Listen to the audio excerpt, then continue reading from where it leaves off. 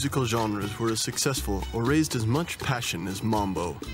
It was born of the inspired meaning of Africa and the Caribbean, producing a harmonious fusion of drums and brass. The experts would label it Afro-Caribbean music. It was in Cuba that this music first appeared.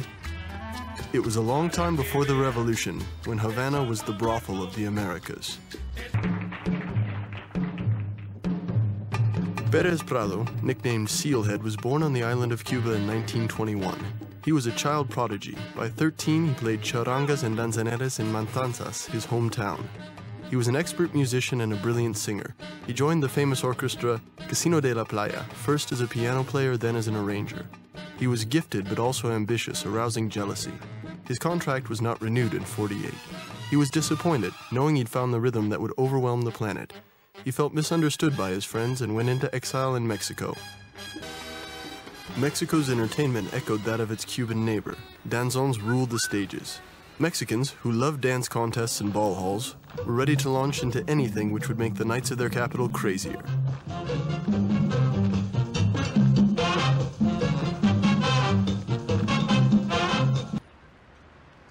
In the 1950s, Mexico had very strict social conventions.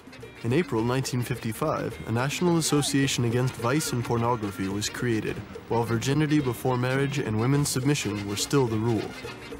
The obvious representation of sex was taboo, and homosexuals had to hide. Thus, there was an established double standard between prohibition and debauchery.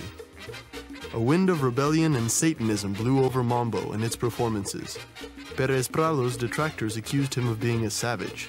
However, they only heightened his popularity and gave him free advertising by spreading infectious curiosity.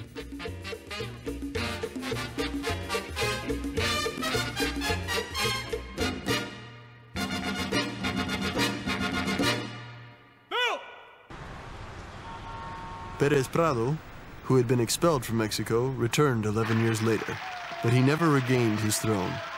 He simply left the unfailing memory of the greatest rhythmic explosion of the 20th century to the nostalgia of prosperity.